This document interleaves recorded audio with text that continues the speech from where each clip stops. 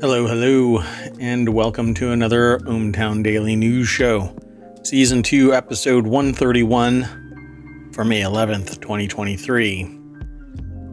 I lost my seat, and something bad happened. And more news. Here's a quick rundown of today's articles that we'll be talking about tonight.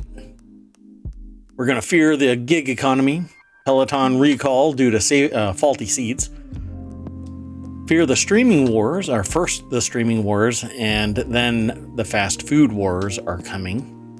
Renewable energy stuck in limbo. Mechabellum looks fun. A new CEO for Twitter still feels like it's pivoted full wingnut. Genome rearrangement sounds problematic. Another Chick-fil-a jamming up a road. Dungeons & Dragons gets its own streaming channel. An ex-ubiquiti engineer becomes current convict. Tons of trash stopped from reaching the ocean. And more news. Let's get into the show.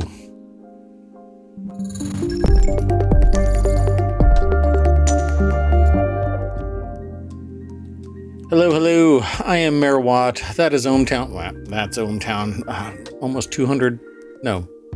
Almost 500 episodes, and I still messed that up. Anyway, then I can't even count how many episodes I've done.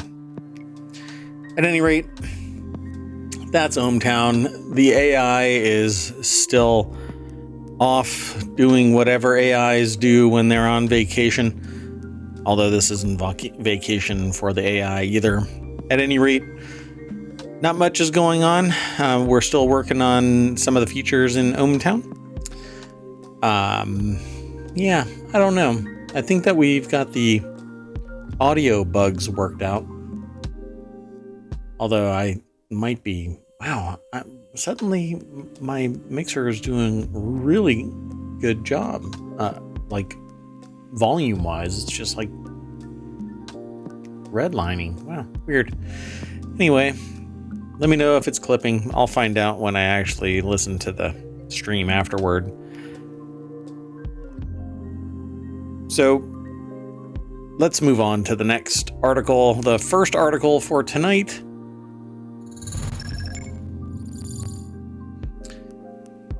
The continuity report is where this article is housed. It was aggregated from Variety. Writers' fear of joining the gig economy fuels WGA picket lines. So the little snippet from Variety says, "Let the gig economy debate begin. One of the most contentious issues in the writers' strike that erupted May 2nd is the assertion that the Writers Guild of America that screenwriting is in danger of becoming part of the gig economy. The WGA's proposed solutions, mandatory staffing minimums, and guaranteed weeks of employment." So let's go over to Cynthia Littleton at Variety.com, who wrote this article, and it says, "I am the example of why we're striking," says Cindy Chupak, a two-time Emmy winner for her work on Modern Family and Sex and the City. By the way, a Mandela effect is saying Sex in the City. I have always thought that it's Sex in the City, but apparently it is Sex and the City. Anyway, Chupak has scrambled for the past few years to assemble enough writing jobs, a few mini rooms, a pilot script, a feature script or two to keep her income steady. But her bigger concern is the fate of the younger, less experienced writers that she's worked with in mini rooms all over town. So the fear of this becoming a gig economy, gig work kind of ecosystem, I don't know. There's a lot of competition, but I don't think that like full-time minimums are really the solution, because an organization only needs X number of writers that fill the particular bill. But I've also had this problem where the concept of other duties as assigned and quote unquote working 40 hours, even though a person who's better skilled and capable can punch out, 2,000 words in a fewer amount of time, hours, than somebody who's just started. And so why should I work 40 hours when the work, quote unquote, is done? But employers don't see it that way. They say, well, I pay you for 40 hours, and if I drive you harder to do more, then, well, I win. Well, the Guild's remedy is to implementing staffing minimums of at least 6 writers on a series that runs 6 episodes, with 1 additional writer to be hired for every 2 episodes beyond the initial 6. It also seeks to establish guarantees on the duration of that job. I can imagine why they would balk, saying the proposals would add enormous costs when production budgets are already staggeringly high. According to WGA data, a typical writer on a streaming show works 20 to 24 weeks. The studios point out that a staff writer working at minimum would earn $90,920 over 20 weeks. At the writer-producer level, 20 weeks of WGA scale is worth about $150,000, and writers are also earn fees per script. So it seems like there's a lot of squeezing to get the juice, and that juice drives up prices. Now, what a streaming service is making, it's all it's all very subjective, and another one of the subjective variables is, what do investors and what do the boards and what do the various upper echelon, that final tier that gets all of the profits at the end of the day, whatever those are, what do they demand? What's their internal rate? What do they demand as their profit margin? Because every time there is something like this that gets kicked into action, it chips away at that margin. And if the filthy rich people want to be even more filthy rich, then they'll sit there and let all of you suffer protesting. Yeah, sure, they'll lose some money, but they'll be able to drive you into the ground before you can, grab something on solid footing and show that you're not going to waver. Well, there's going to be a whole lot of people in short order ending up not being able to sustain this.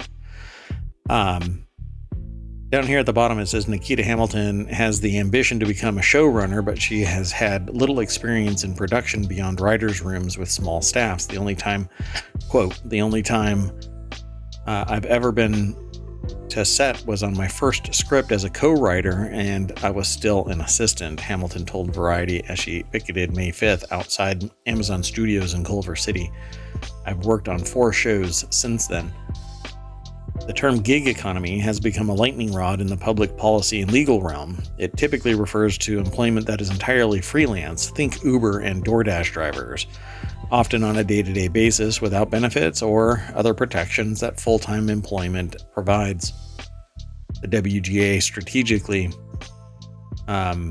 invoked the phrase in much of its strike-related communications to its 11,500 members. But a lot of this is built off of a portfolio demonstrating that you have the writing chops or the communication skills or whatever it might be, the whatever you want to call it, that magic that drives you into or gets you driven into a writing room.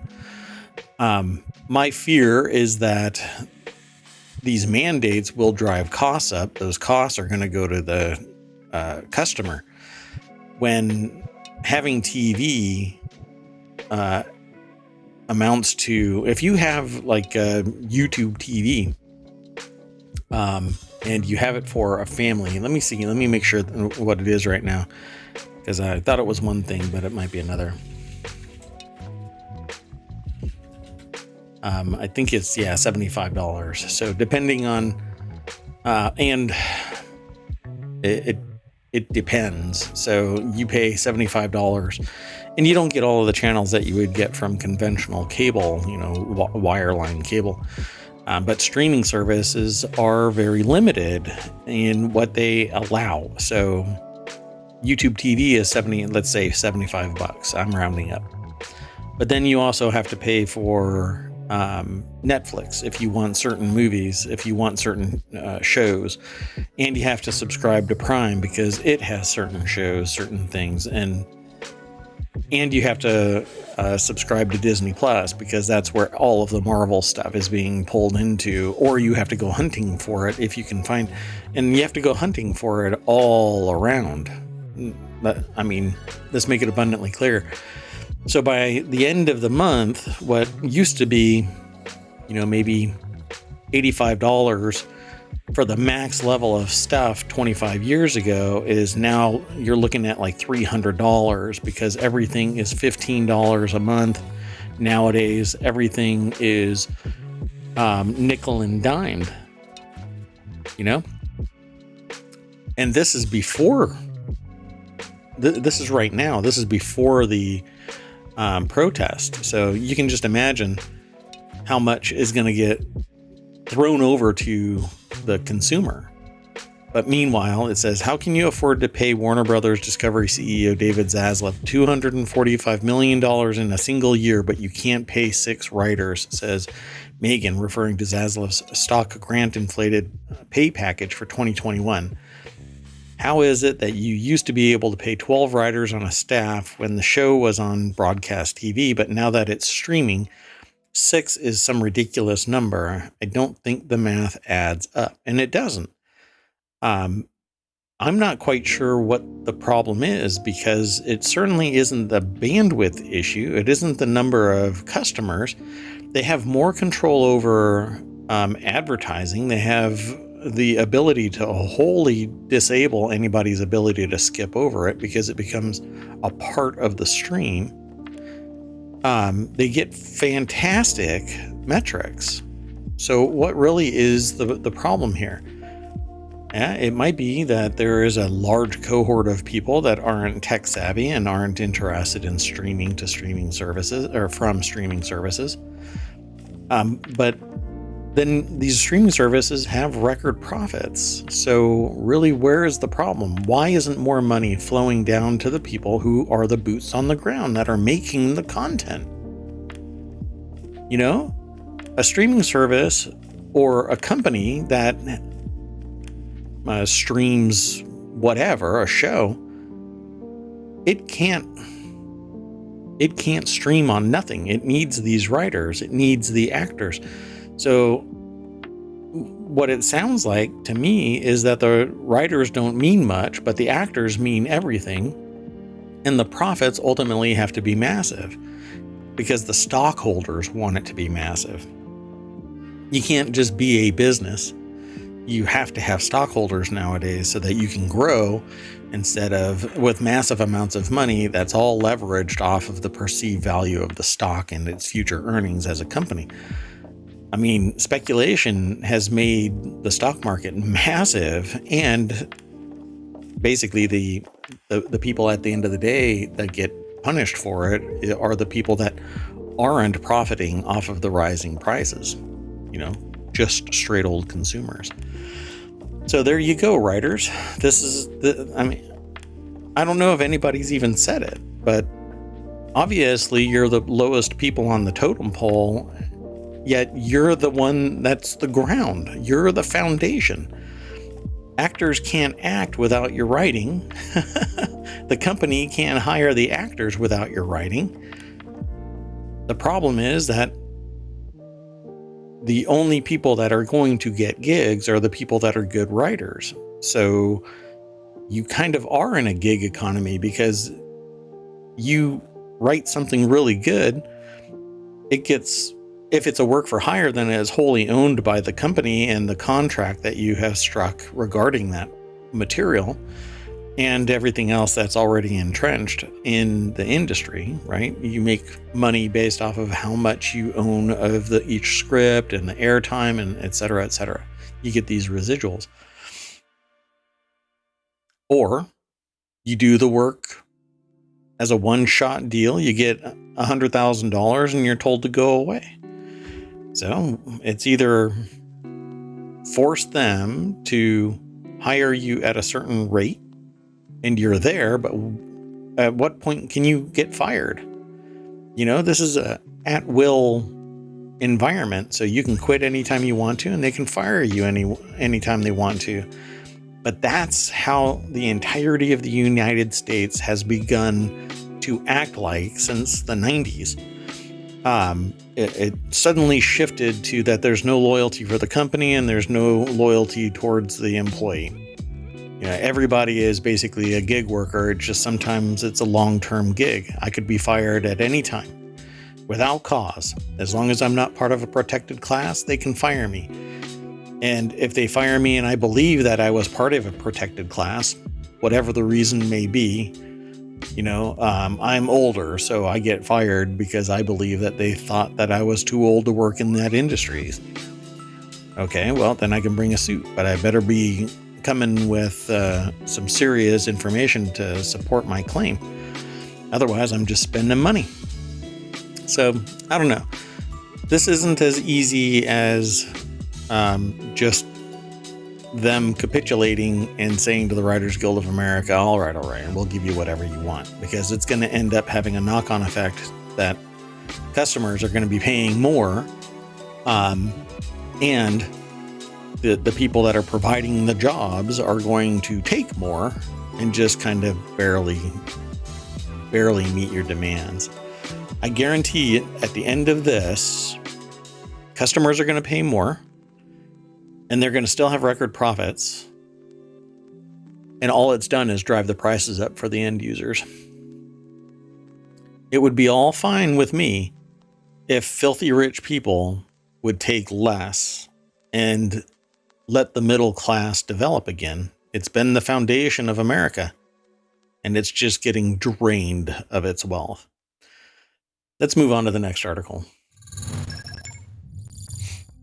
This is the reason why I lost my seat and something bad happened. Peloton recalls over 2 million bikes due to faulty seats.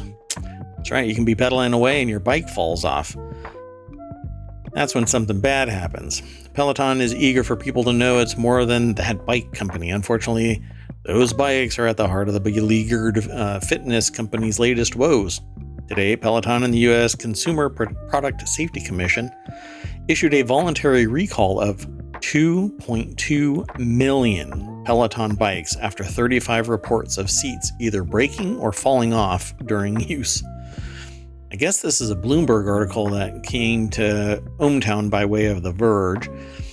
So 13 injuries, 35 reports, including a fractured wrist. It says here it was written by Victoria Song, and it says there's more here. The writer focusing on wearables, health tech, and more with 11 years of experience before coming to The Verge. She worked for Gizmodo and PC Magazine. A Bloomberg report offers some more details about the faulty seat, according to the author of the article. Namely, the part that attaches the seat to the bike frame could potentially break off at the welding joint. Okay, well, there's no easy fix for that unless they reorganize the bike and can fix it without having to do any industrial design, like welding or something like that. Industrial engineering, I should say. Of the 35 reports, 13 resulted in injuries, which is just a horrible ratio. Over one third of the reports resulted in injuries, including a fractured wrist, lacerations, and bruises. And if it breaks off at its welding joint, there's a good way that you're going to end up scratching things that you don't want scratched or cut. The affected bikes were sold at Peloton and Dick's Sporting Goods retail and online stores, as well as on Amazon. Only the PL01 models are affected, and you can check the name and number on the label on the side front fork near the flywheel. It should also have a non-swivel display and a red P logo, followed by white lettering on the frame. The recall doesn't affect Bike Plus owners or original bike owners who bought their bikes overseas. Anyway, they recommend an immediate stoppage. That's your PSA for the day, at least from hometown. Here, let's move on to the next article. This next article is in the Hatch Ideas channel. The streaming wars are over, and it's time for media to figure out what's next. It says here, Disney loss of 4 million subscribers during the first 3 months of the year cements the end of the streaming wars. I don't know about that. I think people are all being forced to go back to work. So they're too busy going to work. They don't have as much time to hang out and do this streaming stuff. Alex Sherman is the author of this over at CNBC. The media and entertainment industry is currently focused on raising prices and cutting costs. Disney lost 4 million Disney Plus subscribers in the quarter, most of which came from India. I'm not sure why that is then, because, well, I don't know. I'd have to look into it a little more. At some point, the industry will need a new growth narrative. The most obvious candidate is gaming. This person here says, Alex Sherman says that they are calling it the streaming wars are over, 2019 to 2023, rest in peace. So the race between the biggest media and entertainment companies to add streaming subscribers, knowing consumers will only pay for a limited number of them, is finished. Sure, the participants are still running. They're just not trying to win anymore. Yeah, they're raising rates and doing mergers and acquisitions, and then finding out that it's bloated, but would have been sustainable if they would have been left alone. So Disney had Hulu. Now Hulu is getting shut down and integrated into Disney Plus. In the US and Canada, Disney Plus lost 600,000 subscribers. So the other 3.3, right? Oh no, it says Disney lost 4.6 million subscribers for its streaming service in India, Disney Plus Hotstar. In the US, Canada, Disney Plus lost 600,000 subscribers. So it's weird. They say that they lost 4 million subscribers during the first 3 months, but then they say 4.6 million just for India, and then another 600,000 for US and Canada. I don't understand. Anyway, and this isn't entirely true. The streaming wars are continuing, but it's more like a Cold War. Not so overt conflict, but they're still going to be working on getting products to sell you, to motivate you, to create that want.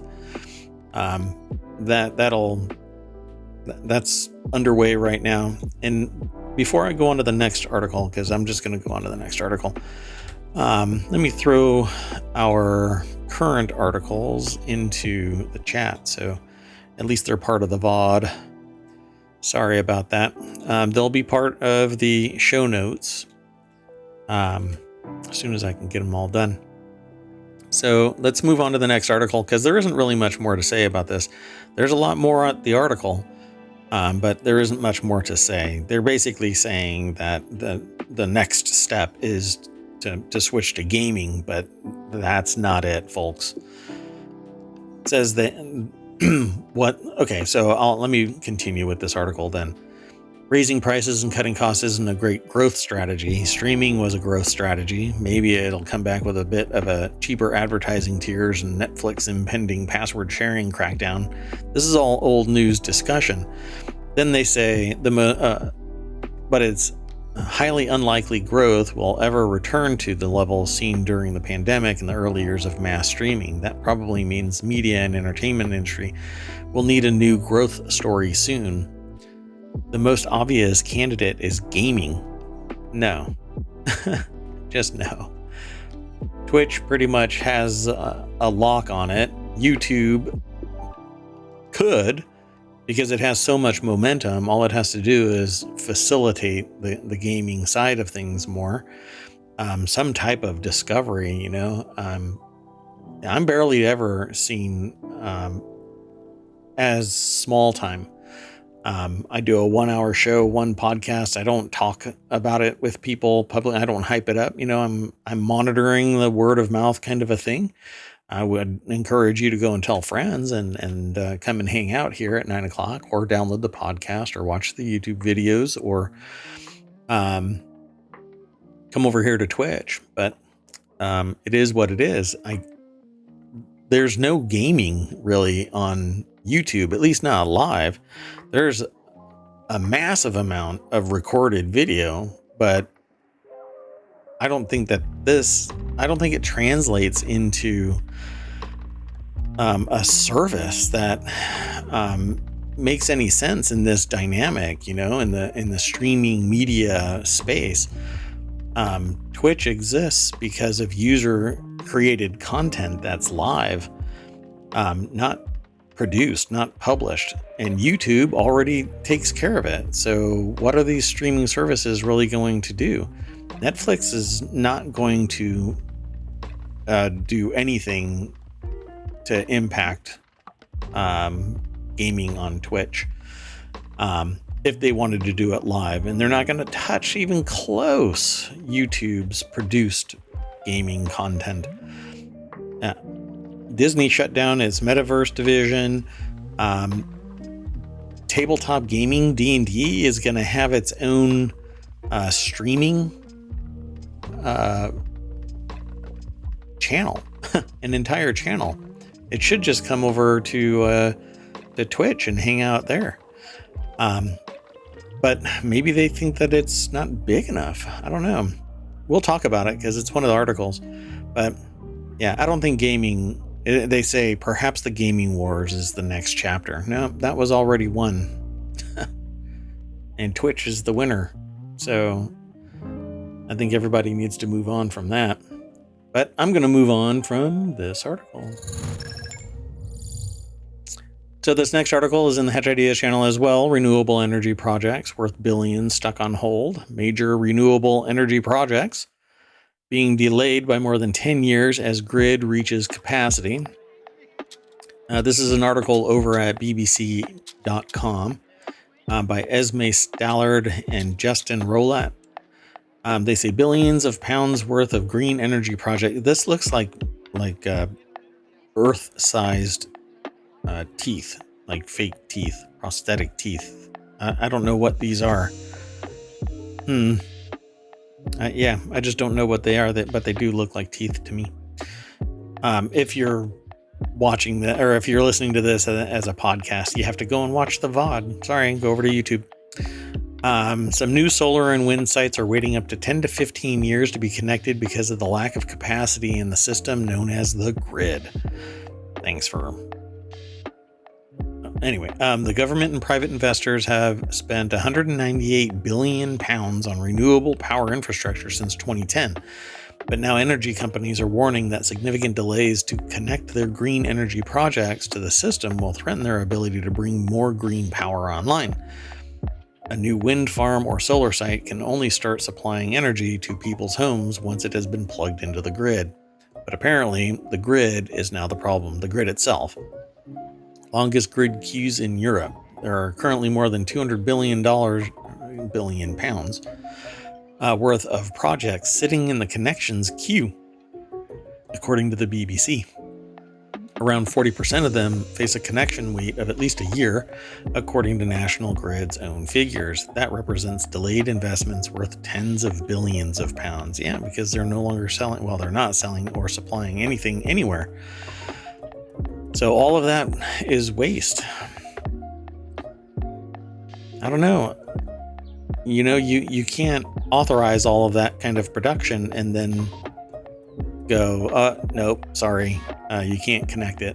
The rest of the grid sucks, so too bad.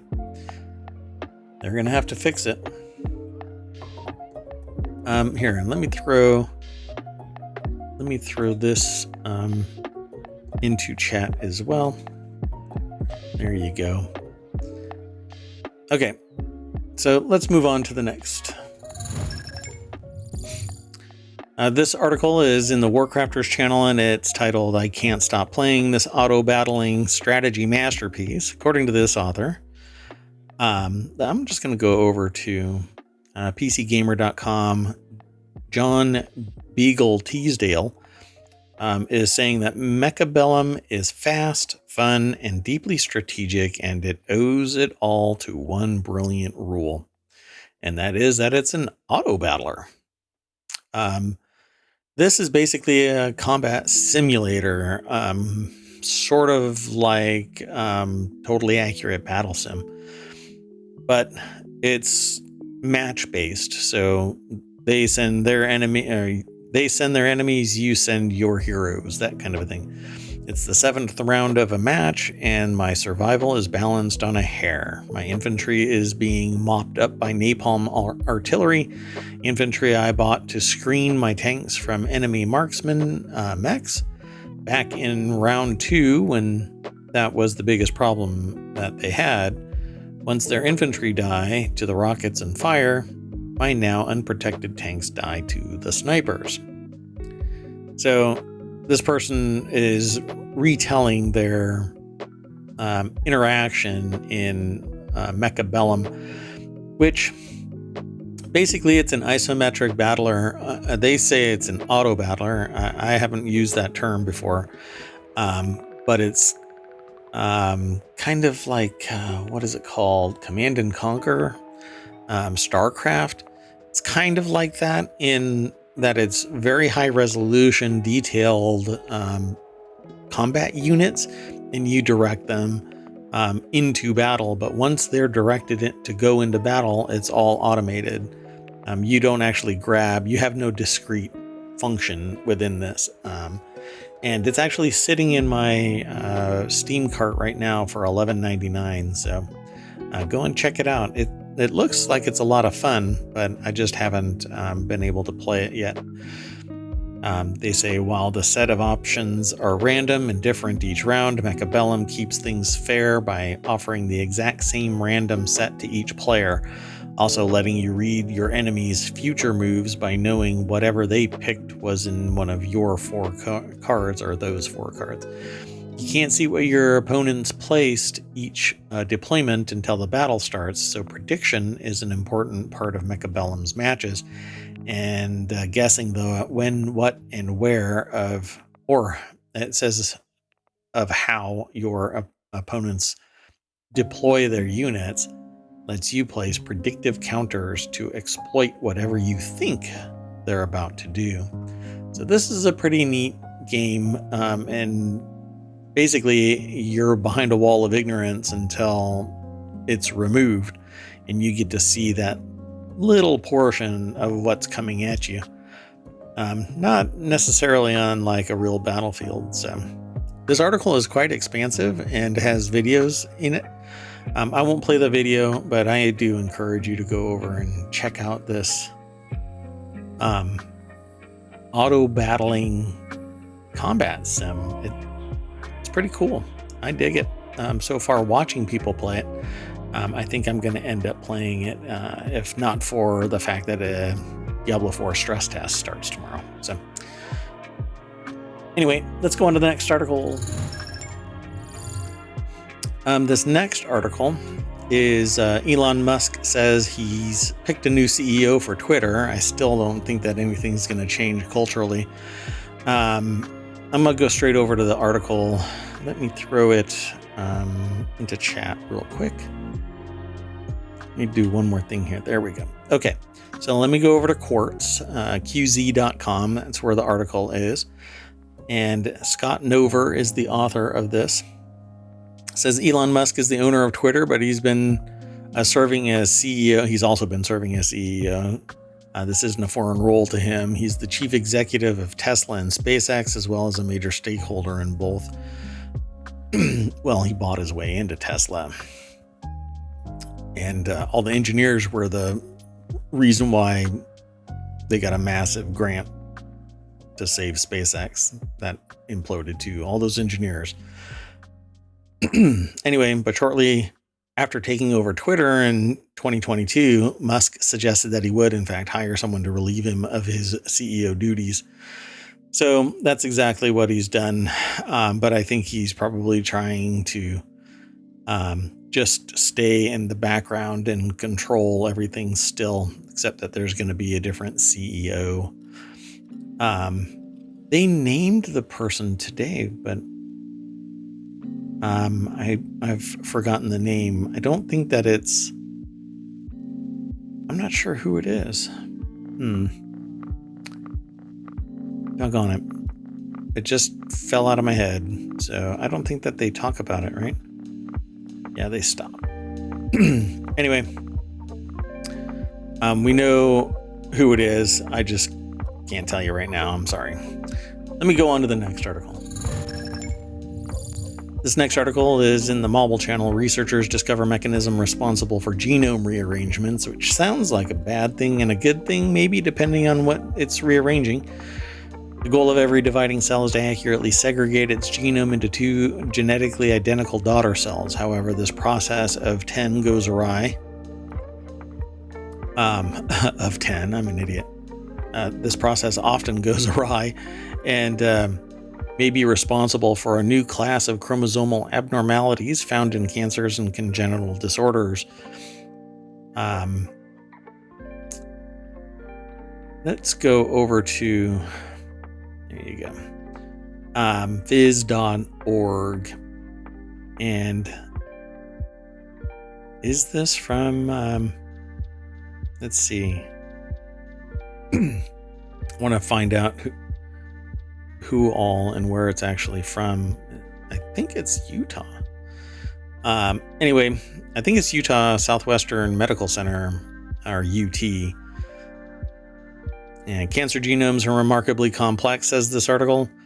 They don't have an actual name for the author, just the organization. Their findings provide a fundamental understanding of how diverse patterns of chromosomal alterations form and drive cancer development, said Peter Lee, not sure how they pronounce it, PhD, assistant professor of pathology and cell biology at UT Southwestern. One second. Who co-led the study with Yu-Fen Lin, another PhD, senior research scientist. So they say that the paper focused on a process called chromothripsis, a term derived from the Greek god describing, from Greek describing the catastrophic shattering of chromosomes into small fragments. That does not sound pleasant. In the study, Dr. Lee and colleagues at the Lee lab investigated how shattered chromosomes from abnormal structures called micronuclei move around during cell division. The researchers found that the chromosome fragments remained stuck together during cell division instead of dispersing throughout the cell.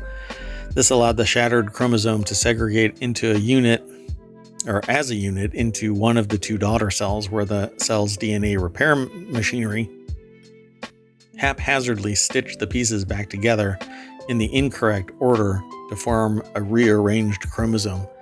And they only fit a certain way, so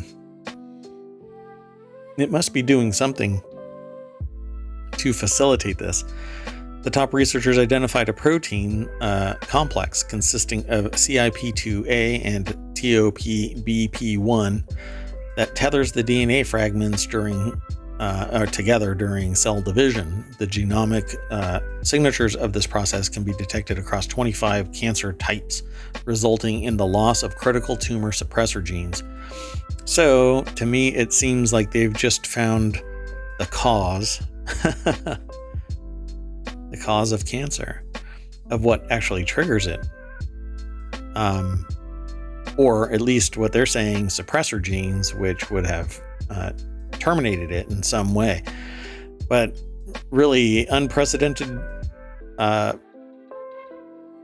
duplication, and the fact that they don't suffer from apoptosis, where they die, That is what cancer is, right? The cell division, uncontrolled cell division, and they don't die. So this is the critical tumor suppressor genes is what they're saying is lost. Hopefully, maybe that they might be taking a stab in the dark as to what is actually lost, but at least in cancers, it apparently is correlated, or it coexists in cancer cells, that these haphazard genomic structures exist. These findings build upon previous work by Dr. Lee, who has engineered unique experimental systems to recreate and study chromothripsis in the laboratory. That is interesting. Let's go on to the next article. This next article is in the Daily News Show. A Chick-fil-A restaurant failed to build an extra lane to handle traffic, leaving city officials and a nearby funeral home fuming. Let me back up for just a split second and throw this into the chat. There you go. And now this one as well. We'll get there, folks. This is probably the fourth time that I've witnessed a Chick-fil-A overwhelming the standard traffic. I'll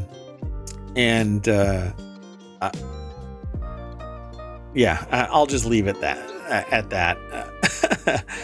Chick-fil-A didn't build a new traffic lane or any traffic lane it promised outside a new store in Bradenton, Florida. Now residents and the mayor are worried about drive-through traffic spilling into the city streets. Chick-fil-A has long had problems managing car traffic at its stores. You crave it fortnightly, and that's what happens. You end up having to build extra lanes. BusinessInsider.com's Alex Bitter put this article together, and it says Chick-fil-A has long had problems managing car traffic. So let's see if they talk about this, because no, not yet. Let's see. I want to see about the other stuff, because this is a pretty fairly simple article. The fact that the lane which the city asked Chick-fil-A to build in 2021 isn't there now is that the store is operating is a problem, Brown told the Herald. It's a no-win situation for us, he said. Brown did not immediately respond to Insider's request for an interview. Well, I guess we'll see. A history of Chick-fil-A drive-through concerns. There we go. So Atlanta-based Chick-fil-A is among the most popular fast food chains in the U.S., with non-mall locations averaging $8 million annually. That's averaging. So I don't know how many stores they actually have, but it's quite interesting that they're so popular, even in the face of some controversy that they've been through. But that popularity has made drive-through traffic a problem at numerous Chick-fil-A's businesses located nearby. Chick-fil-A stores, especially those in shopping centers, say that lengthy drive-through lines block parking spaces and make it harder for customers to frequent their own stores. Yes, all over the place. And earlier this year, the City Council of Charlotte, North Carolina, approved a plan requiring Chick-fil-A to demolish a restaurant and replace it with a drive-through only store. Snarled traffic leading into the store, as well as pedestrian safety, were among the issues that spurred the change. Yeah, and I know of several that have done this as well. As part of the deal, Chick-fil-A also agreed to provide $70,000 toward a new traffic signal and other improvements outside the restaurant. If they're the cause of the traffic, then they need to assist in remedying it, or find another location. Oh, ow. That hurts, doesn't it? Let's move on. This next article is in Late Night Geeks channel. Dungeons & Dragons gets its very own streaming channel. I mentioned it just a few minutes ago. After the film Dungeons & Dragons Honor Among Thieves became a hit, topping $200,000 in the worldwide box office, Hasbro wants more. Of course they do. Hasbro-owned production company E1 announced Thursday that it's launching a new free ad-supported streaming television, or FAST, channel dedicated to the widely popular role-playing tabletop game. Variety was the first to cover the announcement, but we got it from TechCrunch. Lauren Forrestal put the article together, and of course, Variety was involved. Dungeons & Dragons Adventure is a 24-hour fast channel set to launch this summer. It will feature original programming based on campaigns played by content creators, third-party content from top influencers, as well as older stuff like the 1983 animated Dungeons & Dragons series. Shows coming to the new channel will include Encounter Party, Faster, Purple Worm, Kill. All right. And Heroes Feast, which is a cooking competition talk show based on recipes of the best-selling cookbook, Heroes Feast. Hasbro and Dungeons and Dragons is basically not well received anymore. So it's interesting that this comes on the heels of the OGL fiasco, debacle, whatever you want to call it. This really screams they needed content for this. So the terms, I think, probably would have allowed them to utilize your content as creators using their licensed product. That's quite interesting. Well, I'm going to go through the rest of the articles. We only have 2 left. We'll call it a short day. Let me throw that article into the chat as well. Sorry about that. All of these are available over at ohmtown.showbot.tv. You can vote on the articles that you find interesting. We'll keep moving forward. Ex-ubiquiti engineer behind breathtaking data theft gets 6 years prison term. This is over in the Word and Law. An ex-ubiquiti engineer, Nicholas Sharp, was sentenced to 6 years in prison yesterday after pleading guilty in a New York court to stealing tens of gigabytes of confidential data, demanding a $1.9 million ransom from his former employer, and then publishing the data publicly when his demands were refused. Idiot. So I think ubiquiti is great. Really simple adoption. I don't know. I could go on, but anyway, I think that they're pretty amazing. Ex-ubiquiti engineer behind breathtaking data theft gets 6-year prison term. Ashley Ballinger over at arstechnica.com put this article together.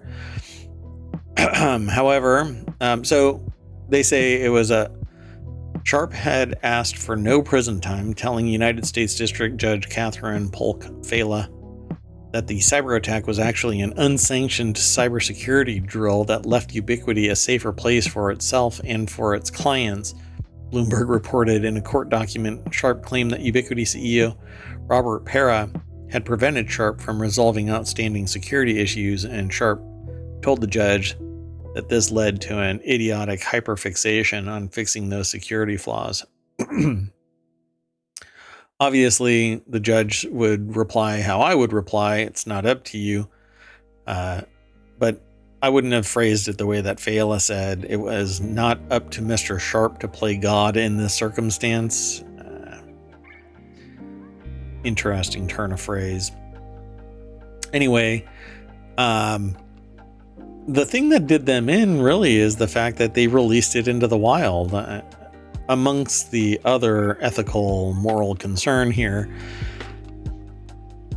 drawing attention to a security breach in a public way probably would have done this person more good, because extortion, ransom, breaking into the system, etc., without authorization, it was just a series of stupid decisions. But releasing it into the wild is when it goes really off the charts. So it's a bummer that the person They tried to get 10 years, but they ended up getting 6. So, I'm sorry. He was disgruntled at his employer, planning to leave the company, and wanted to extort millions of dollars and cause damage on his way out. This is why we can't have nice things, folks. This is why they turn off your access and walk you out of the building. If they have the slightest inclination that you are capable of doing something like this, they end your access first and then escort you out of the building. That's it. Remotely lock your electronics if they're controlled and owned by the organization, and you're done. You're basically just walk out. Be magnanimous about it, even if they are not.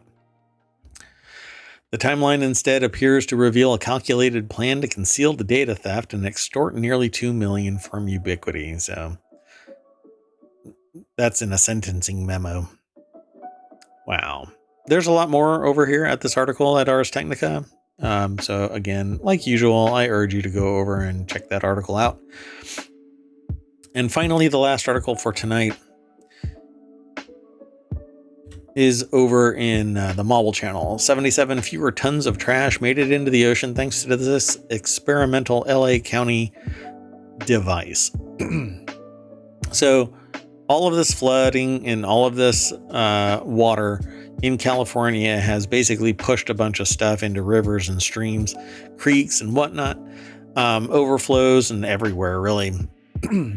So this article by Terry Castleman over at phys.org says in the first storm season of a 2-year pilot project, Ballona Creek, it's Ballona, Ballona Creek Trash Interceptor 007 stopped nearly 155,000 pounds of garbage from flowing out to the ocean. Its performance has exceeded our wildest expectations, said Boyan Slat, founder and chief executive of the Ocean Cleanup. The Dutch nonprofit partnered with Los Angeles County Department of Public Works to introduce the interceptor in October. The system floats a few hundred yards from the outlet of Ballona Creek in the Pacific Ocean, or into the Pacific Ocean. Its twin booms extended to the shoreline to funnel trash to a solar-powered system that lifts objects from the water with a conveyor belt and drops them into 6 dumpsters. The trash collects in the dumpsters and awaits manual removal. On a recent Friday morning, members of the Public Works Agency were escorted to a local yacht club to witness what could be the final trash offloading of the season. I've seen other versions of this. There is a lot more to this article. Wow. Anyway, apparently there's major problems with pollution in LA County waterways that will persist. They basically see the Interceptor 007 as a successful project, but now they gotta pay for it. So, the burden cannot be put on the taxpayer, the residential property owner, or for that matter, the renter. I don't see how you can avoid that. It's almost idiotic. The problem here is that it is created by the residential property owner, the consumer, the citizen of the United States. So of course it's going to be pushed off to us. We are the ones that did this. And while you can say, well, you're not the one that did it, it doesn't matter. We're part of a community. We're part of a society. You know, it's just ridiculous to think so vertical. There's nobody else. Blinders everywhere, tunnel vision, me. It's, I understand credit where credit is due, but when you're trying to save the planet, anyway, and I guarantee your kids are going to end up embracing that idea a whole lot more. Every successive generation since Reagan basically has seen the writing on the wall that society is getting greedier and greedier and mean. So, the younger generation is moving more towards social and not socialism. Don't be dense. We're still a capitalist society, but it's called ethical capitalism. You don't have to step on everybody's necks just to get ahead. You don't have to be a bastard. You don't have to be a greedy bastard at that. Anyway, I'm done for tonight. I'm not going to soapbox. Probably the shortest episode in a long time, but I will bring you back to the front page of ohmTown, where the Gatherer has been, toiling away, siloing stuff into the various categories, and we will continue to do the show 9 p.m. Eastern every single day. I'll see you tomorrow. Bye-bye.